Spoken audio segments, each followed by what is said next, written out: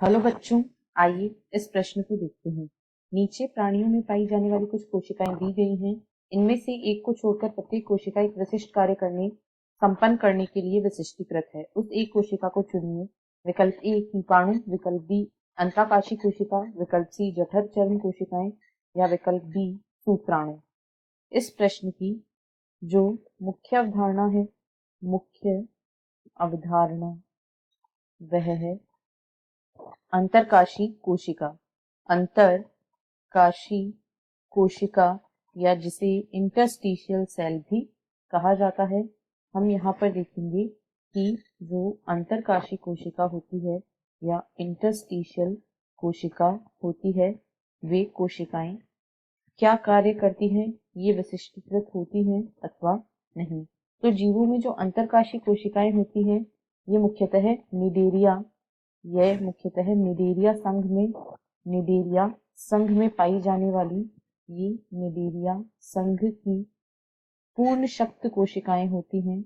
ये निडेरिया संघ में पाई जाने वाली पूर्ण शक्त कोशिकाएं होती हैं, यानी कि ये ऐसी कोशिकाएं होती हैं जो अन्य कोशिकाओं को जन्म देती हैं।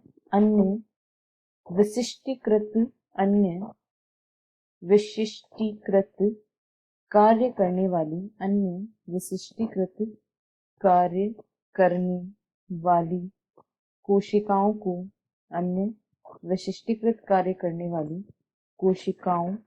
को जन्म देती है। ये खुद किसी कार्य को करने के लिए विशिष्टीकृत नहीं होती है, बल्कि ये जिन कोशिकाओं को जन्म देती हैं वे विशिष्टीकृत कोशिकाएं होती हैं।